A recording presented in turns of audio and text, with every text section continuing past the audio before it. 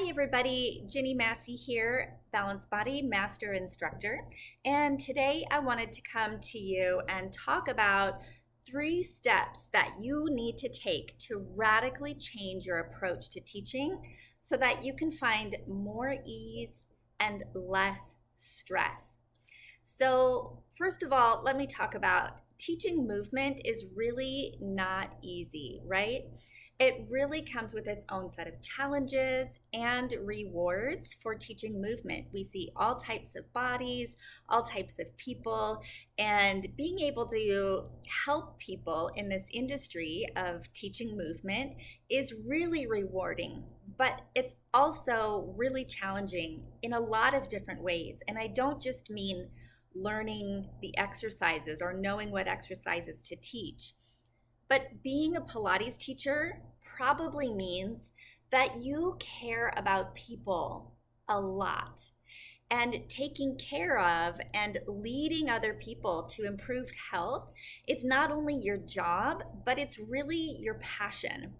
And when you're passionate about something, we really want to do a really good job at it. But here's the thing. You may find yourself anxious about teaching your clients. You might feel pressure to perform to a specific standard, whether that's internal or external. You might be worried that you're not doing a good enough job or that your clients might be getting hurt under your watch. And you might be tensing your own body while you're teaching instead of relaxed. And if you're feeling any of these things when you're teaching Pilates, know that these all represent different types of teaching stress. Now, I'm sure there are many more, but there's just a few to kind of get you thinking, am I stressed about teaching or when I'm teaching Pilates? So I want you to start thinking about that. How do I feel in my body?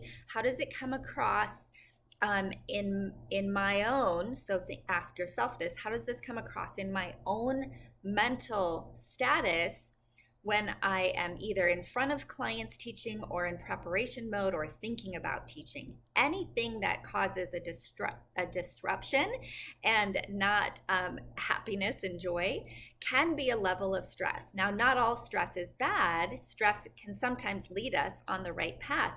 But if you find yourself constantly barraged by stressful thoughts or stressful feelings or stress internally, maybe viscerally in your body, this is not a healthy place to be as a Pilates instructor.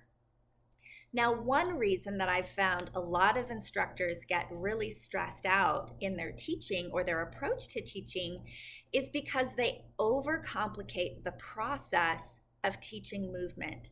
Now, I see this over and over again, and it really relates back to you being so passionate and wanting to give so much, and you want to give such a great experience to your clients that you give and give and give, but then you put a lot of pressure and a lot of stress on yourself to make it the ideal, perfect, everything workout for your clients every single time, right? But what you really need to do is simplify your approach to teaching. And when you can simplify your approach to teaching, you're going to have less stress and you're going to accept that teaching movement is a fluid concept, not something rigid that requires perfectionism or that it needs to be perfect in order for it to be considered good, right? You're going to be more relaxed in the studio and you can enjoy your teaching experience fully. And you're going to have more free time because you won't be overspending your time thinking about your teaching. So today I come to you with 3 steps that you can use to stop overcomplicating your teaching and learn how to simplify your approach to teaching instead. So let's jump right in. Step number 1 is to do 10% less. Now, hear me out. We're all givers. We all like to give and give and give and give, right? But Pilates teachers are notorious for being overachievers, right? And most likely, your 100% is really more like 150% or even more than that, right? Because you give so much. And so dropping a few percentages off of your self expectations will help to alleviate some of that stress. And trust me, if you feel like you're giving 90%, your clients are still going to get an amazing workout. Now, this is a mindset shift that's really important for you if you tend to overgive or overthink, over process in planning mode or even in the moment and feel like you have to um, give so much to your clients. By just shaving a little bit off, it's going to alleviate some of your stress. And as long as you're giving a well-rounded workout to your clients, just know that they are still getting an amazing workout. So sometimes as Pilates instructors, we have to give ourselves permission to not always feel like we're giving 100%, only because you're probably still giving like 140% instead of that 150. I hope that makes sense to you. So just start thinking about, where can I kind of back this off just a little bit? Now, this 10% off concept really came from this book that I had read many years ago called 10% Happier by Dan Harris. And this was a book that he had written. He's a news anchor, and he had written this book because he suffered from depression and just real high anxiety. And he got this concept of, if I could just be 10% happier, where would that lead me? Right? And so it was a really interesting and fascinating book to see how he went from this concept of 10% happier, if I could just be 10% happier, how that led to one door opening and another door opening and another door opening, to where then eventually, after a few years for him, that's what this book was about, is his self journey. He was way more than 10% happier, but he just started with 10%.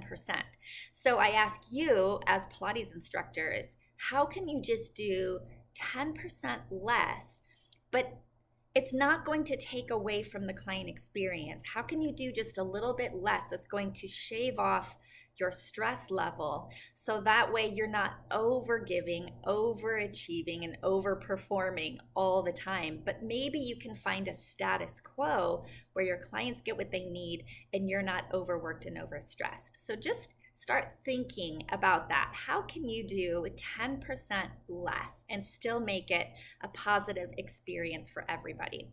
So that's step number one. Now we're getting into step number two. And step number two is decide what you can let go of. Now, this really kind of ties back to step number one, thinking about that 10% off. Now, step number one is about changing your mindset, right? Not overgiving all the time. And so step number two really kind of gets you into the action of supporting the mindset of step number one. So what can you let go of? Now, everyone has different teaching experience. We have different studios, different places that we work at, gyms, home Pilates studio, maybe community centers, so many different places, right? And there's so many different expectations. It's hard for me to give you an exact list of what you can let go of, but I have a few ideas instead of specificities, a few ideas to kind of get your mind to start thinking about this. So where do you find you are showing up with perfectionism, right? And perfectionism, sometimes we don't always know when we're being perfectionists, but when you think about, where do you spend the most time? That might be an area that you are showing up with perfectionism. Are you overthinking?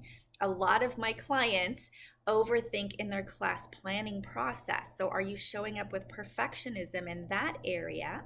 Or is it in planning your exercises? Or is it in the teaching experience itself, right? So where are you being overly perfect? And sometimes This is not only just for us, but for our clients as well. Are we expecting perfectionism from our clients as well? And where can we let a little bit of that go, even on the client end of things, and allow the client's bodies to move? And instead of expecting perfectionism even from our clients, just expecting movement for that day and applauding them for showing up and moving their body and making improvements as they go along. Some other things that you can think of for letting go of. So remember, step number 2 is decide what you can let go of. Another idea is, where are you with your standards of teaching?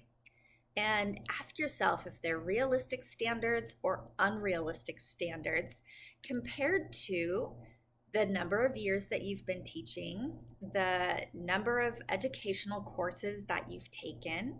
And sometimes we look at other instructors and say, I need to be exactly like them, right?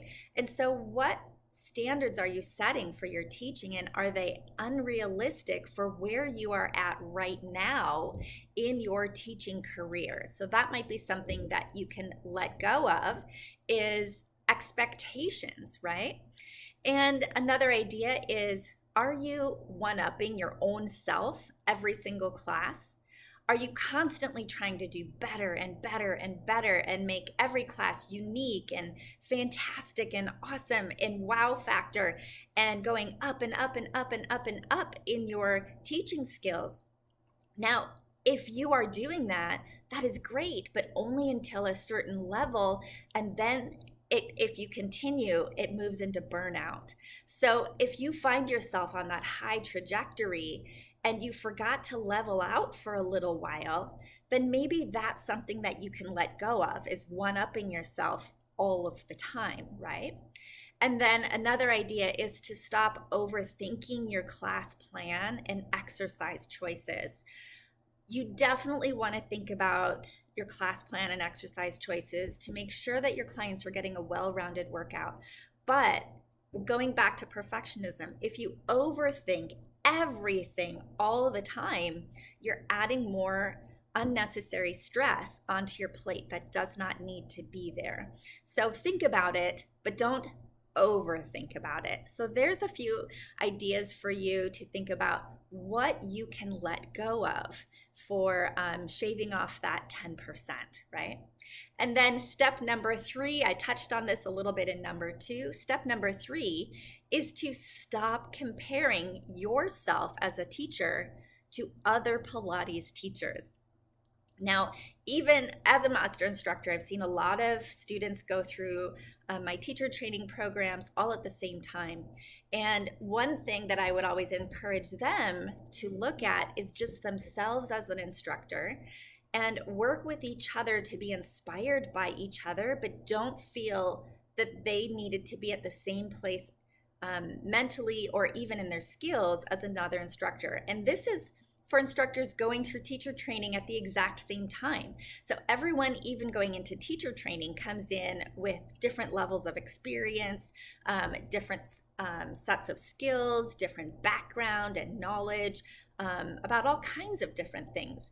And so when you can stop comparing yourself to others, now that you're beyond teacher training and out in the real world in teaching regular bodies every day, when you take classes from more advanced instructors, or you're watching them on the streaming services or on YouTube, if you're continually comparing yourself and your skills to those instructors, you're doing a fair, let me say this differently, you are unjustly